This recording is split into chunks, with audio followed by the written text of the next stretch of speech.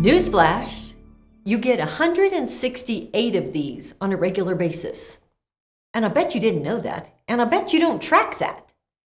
My name's Keri Stewart with Results for Business. What am I talking about? 168 hours. 24 hours times 7 days in a week equals 168 hours. And we receive that every week. Well, the questions become, how do you spend these precious hours that return next week? Kind of like that movie Groundhog Day. Each week, we get to live it again. And I'm not sure that each week we live it to our fullest or to our best. However, we get to do it again next week. I love this quote. It says, the bad news is time flies. The good news is you're the pilot, says Michael Asler. Today I have 4 thoughts for you about time management.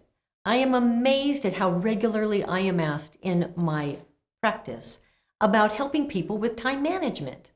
One of my favorite tools for leaders is an exercise called Start, Stop, and Continue.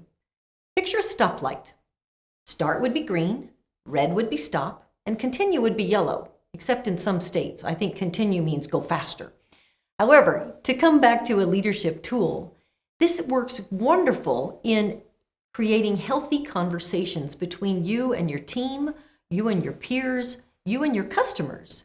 And it's as simple as, what would you like me to start doing? And you receive the information. Same question, what would you like me to stop doing? And you receive the information. And the third question is a simple one. What would you like me to continue doing? So if I'm a leader and I'm asking that of those that are following me, then it becomes fair. And reciprocity is I can say the same things. Becomes neutral. Takes the sting out of giving somebody feedback. Possible uses for this could be not only in the time management world of what do you need to stop doing to manage your time better, continue doing, and what do you need to start doing? It's a great use for that. Personal evaluation.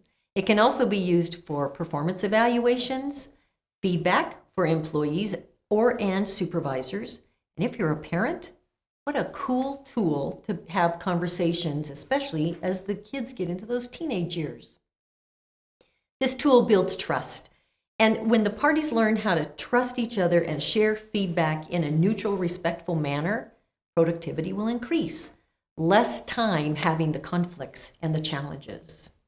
I have 3 Ds to use as you sort time and make the best use out of it. Here it is. Number 1, decisions.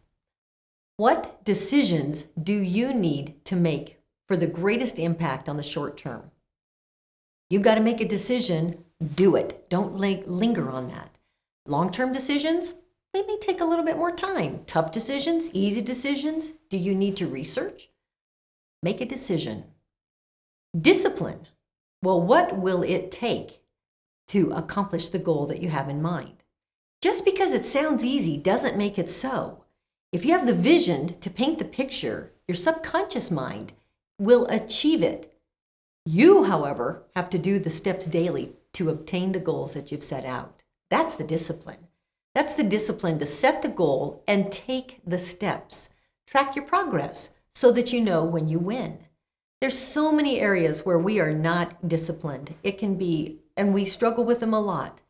It can be with balancing our time, our weight. It can be a love affair with food, anything. But the discipline is we know what we should do. That's where it should be easy. The hard part is doing it. That's the discipline. So the third D is determination. And what will keep you on track to avoid the distractors, the detours, and the depths of doubt that may appear? What are the time wasters that are lurking about and gobbling up all of your minutes? Start, stop, and continue. Do you have the courage to take charge and remove these habits? Well, it's a terrific question. The other key that I would like for you to do is to think about an exercise. It's called time blocking. Very simple to do, not so easy to do. You have to do it on your calendar. Stephen Covey has a story about rocks, sand, gravel, and water, and there's an order to fitting them all into a 1-gallon jar. Think about this. If you have a 2-gallon container without anything spilling over the top, what happens if you fill it to the top with sand first? Then you try to insert the rocks and the gravel. You know you're going to be spilling over. What if you were to do something different and put it into the next order of, let's put in the big rocks first. And you decide, well, here's the big rocks. This is what's going to take up the most room. And then you sprinkle in the gravel. Then you sprinkle in the sand. Then you fill it with water. Now you know exactly how much water that it will all hold. How does this make any sense with time management? Is you have to determine what are the big rocks. The big rocks are the big projects, the focus that's going to make things change, get things done. Do them first. Then you can do the other projects that might come to mind. Think about that. It's a great video. You may look at and Google it on YouTube. The concept is very, very current. The video on YouTube, it's pretty old. But what I give it to you is today a couple of exercises. Define big rocks. What's important? Do it first. Don't get distracted. What do you need to start, stop, and continue doing? Thank you for watching. If you're on YouTube or iTunes, please subscribe.